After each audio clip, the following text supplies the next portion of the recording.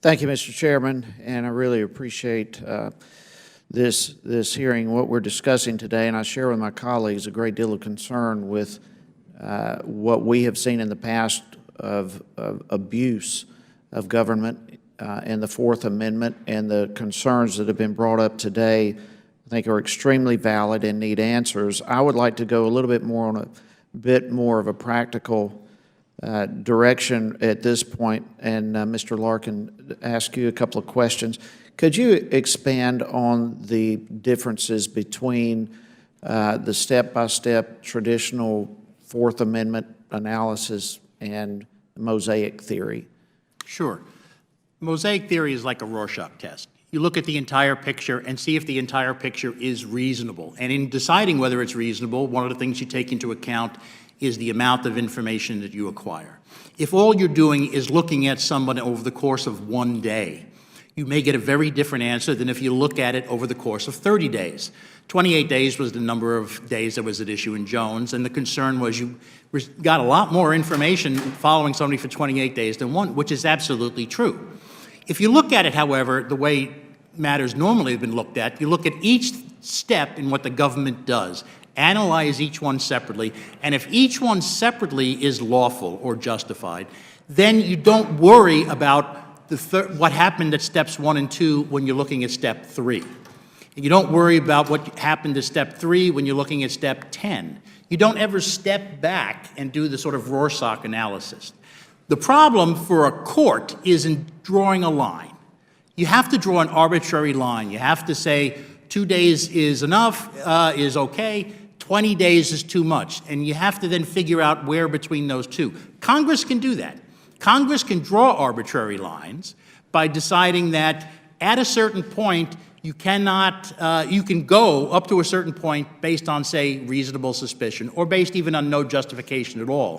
But we're concerned after that, so we're going to cut it off at whatever day you choose, 3, 7, or 10. Is it a fair assumption to believe that you believe Congress should make that determination? Yes. Okay. Yeah. Now, you could leave it just at reasonable suspicion throughout.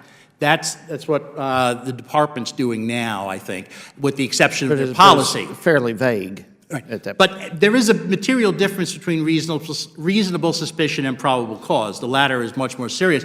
So one way you could balance this law enforcement and privacy interest is to have a cutoff period. Okay, well, let's go with reasonable cause.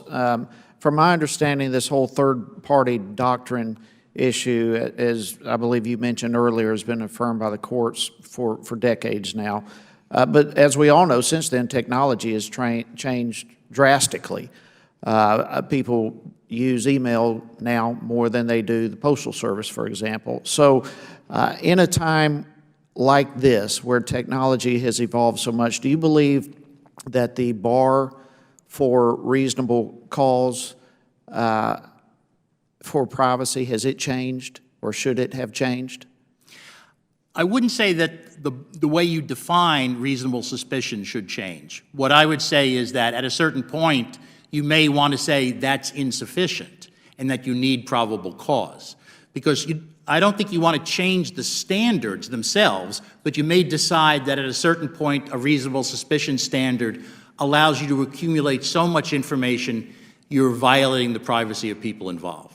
Okay, but from a technological perspective, how do you see the changes in technology where we were all walking around with our smartphones, our emails were just, as opposed to 30, 40, 50 years ago, it was through the mail or other means. How has the changing of technology, do you believe, has it altered, or should it have altered the bar as it relates to reasonable expectations? There's no doubt that it has. And the reason it has is, as was pointed out in, I think, Justice Alito's opinion, practicality was a basic limitation on the ability to acquire evidence in the past. Now, if you had 10 people in your police department, you couldn't do the same sort of intensive surveillance that you could if you had 10,000 people in your police department. The NYPD can do a lot more than a very small police department can. And those sorts of practicalities were, to some extent, I think, factors that courts considered in deciding how far the Fourth Amendment should go. You could say that they balance the two to some extent.